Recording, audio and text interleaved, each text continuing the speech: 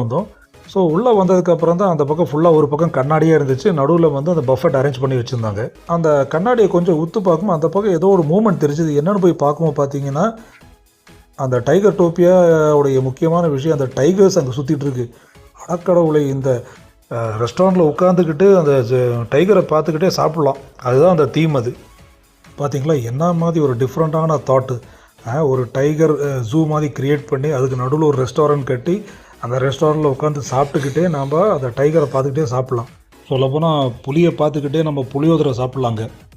நம்ம ஊர்லேயும் வண்டலூர்னு ஜூ இருக்குது, அங்கேயும் புலியெல்லாம் இருக்கிறது நான் பார்த்துருக்கேன். இந்த மாதிரி ஒரு தீம் ரெஸ்டாரண்ட் அங்கேயும் நம்ம க்ரியேட் பண்ணலாம். ஒரு பக்காவான ஒரு டூரிஸ்ட் ரெஸ்டாரண்ட் பண்ணியிருந்திருக்கலாம். ஐடியா இல்லாத பசங்க. அந்த டைமில் நல்லா மழை பெஞ்சிட்டு இருந்தாலும் அந்த புலிகள் அங்கே வெளியே சுற்றிட்டு தான் இருக்குது. ஒருவேளை மழை இல்லாத டைமாக இருந்துச்சுன்னா இன்னும் நிறைய புலிகள் இருந்திருக்குமோ என்னவோ. பட் நமக்கு அந்த ரெஸ்டாரண்ட்டில் அந்த புலியை பார்த்துக்கிட்டே சாப்பிட்ற ஒரு வினோதமான ஒரு அனுபவம் அங்கே கிடச்சிதுங்க.